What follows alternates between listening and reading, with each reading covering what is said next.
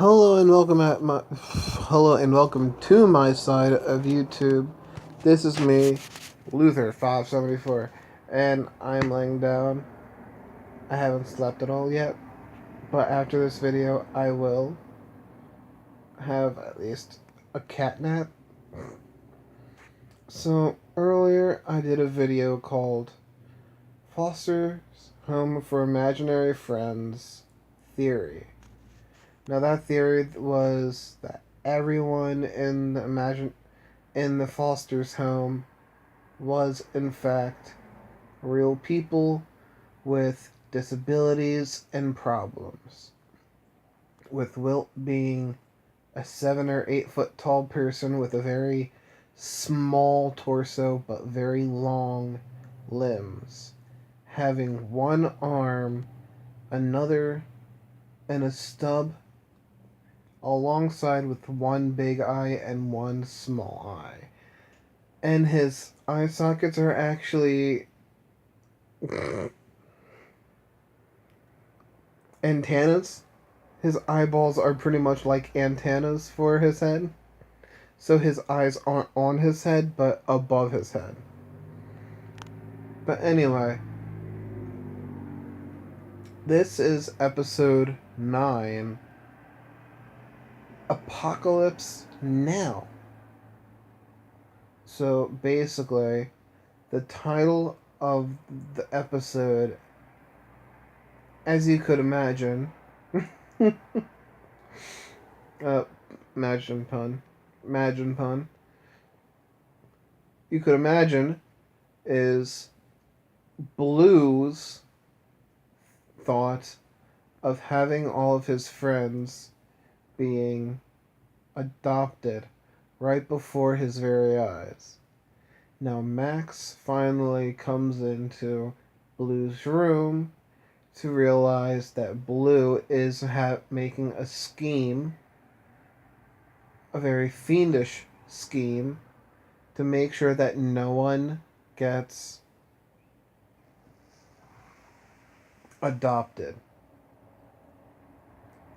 So in order to keep them from being adopted, they're planning on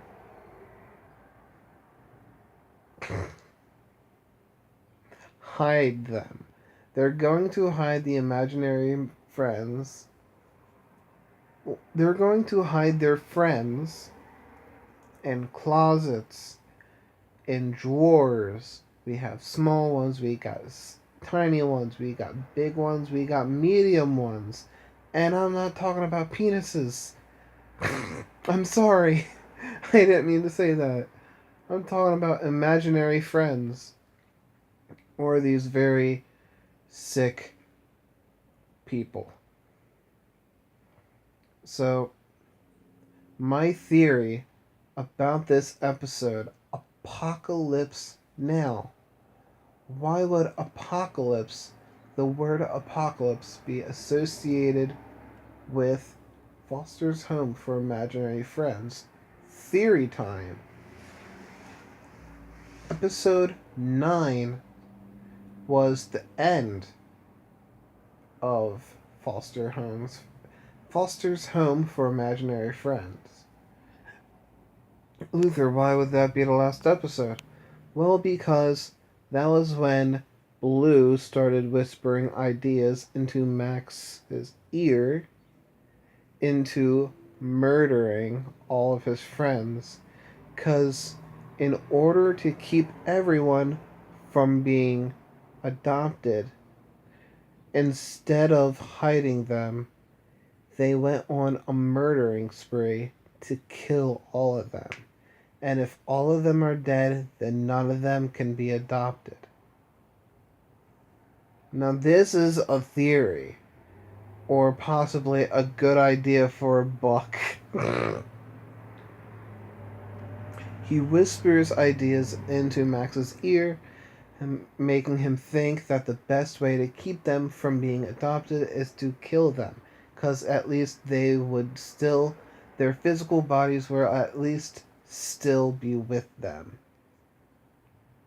But he only says they're friends Not the caregiver, not the rabbit, or the Madam Foster. Yes, there is an old lady, and her name is Madam Foster. She has her own imaginary friend that would not be adopted because of the fact that she imagined him. This is the old rabbit dude. And Frankie, the caregiver, is actually her daughter. Now, how can she have a daughter that age being as old as she is? Could she be an imaginary friend? But that's a theory for another day. Alright, so I'm gonna go back into the murderer, Max, and Blue. Why does Blue have the name Blue? Because he's constantly gloomy. He is constantly blue.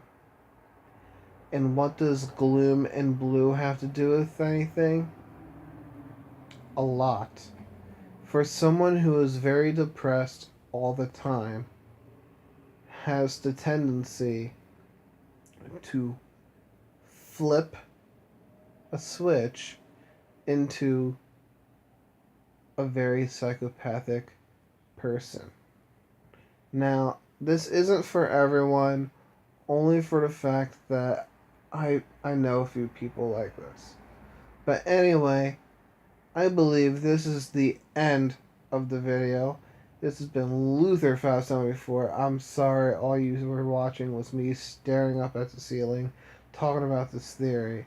I might do more videos like this. But anyway, this has been Luther 574, and I'll see you in the next video. Look at that beautiful ceiling. Bye-bye.